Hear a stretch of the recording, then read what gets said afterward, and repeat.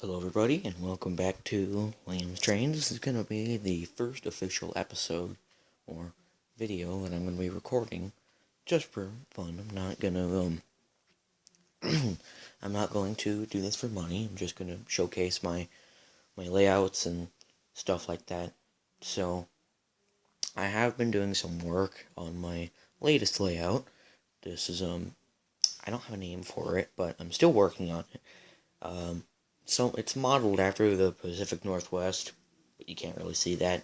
All I did was just put some trees over there. And also, sorry for the blur, but it's just because my crappy 2009 tablet won't pick it up very well. And so let's just say it's a misty day. Anyways, so first, let's start over here on the south side. You can see over here we've got a little bit of a yard section.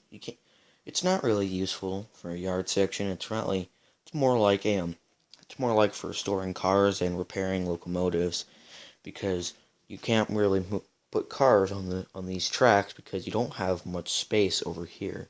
You might for over here on track 1, but on track 2, not a lot. So it's kind of hard to put tracks in there. And of course, since this is modeled like 1940s, 50s, 60s, 70s maybe, around that area.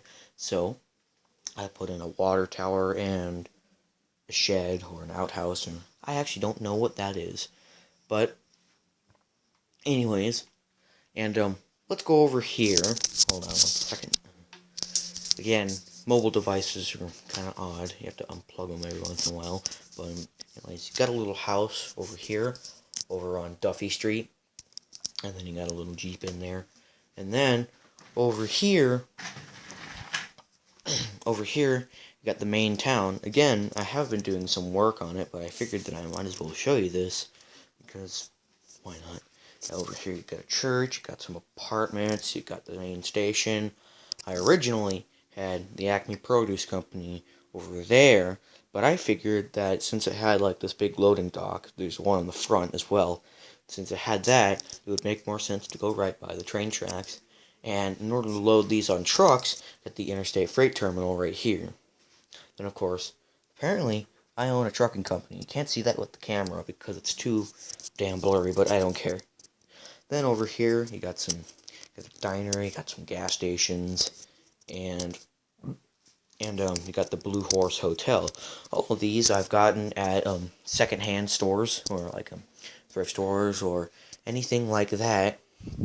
So you can see down here, notice how my consistency, I can't speak today, my consistency with my track is kind of low, because you see, I'm trying to stay with the nickel-plated stuff, because I've got so much of it, and I might as well stick to it, but you see, in order to make the layout that I have right now, I've had to, get parts that don't match, like these rails right here.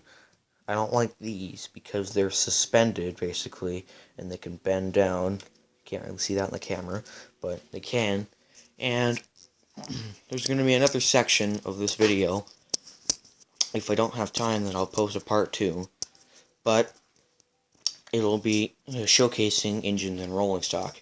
And also, this isn't about my layout. I guess I can show you my workbench, sorta.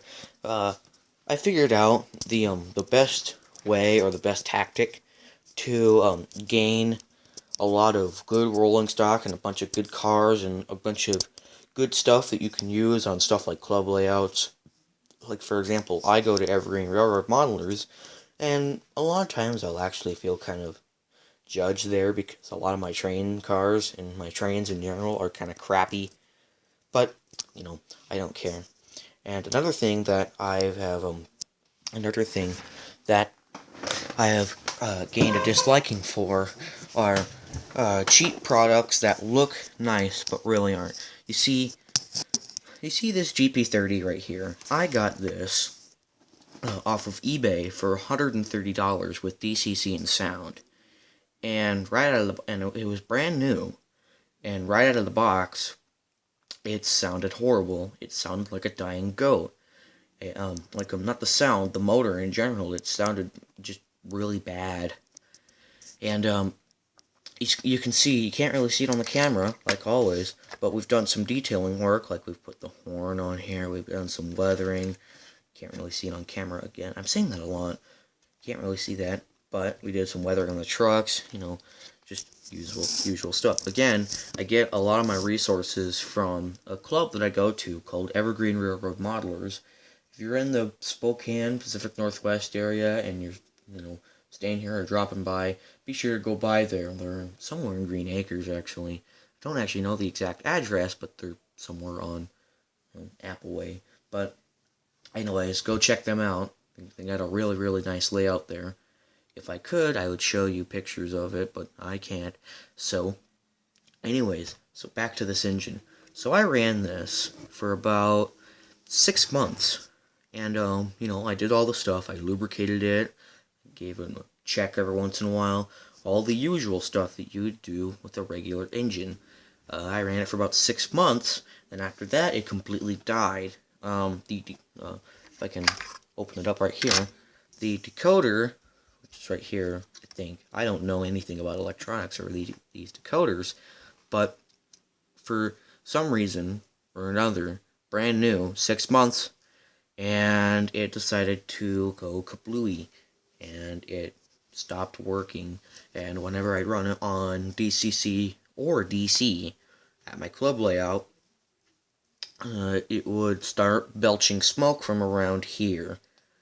So that's no good. So I'm still trying to find a replacement decoder for this engine. GP30s in the modeling area, from what I know, aren't too common, because GP30 wasn't a common engine. There are only like 500 of them made.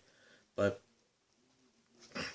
anyways, yeah, really bad experience with this engine. Although I did have some nice times running it. Although I'm not mad. I'm just utterly disappointed in it. And so I'm probably gonna have to end it right here to save space on my computer. But I'll see you guys later in part 2, where I'll be showcasing my engines and rolling stock. I'll see you then.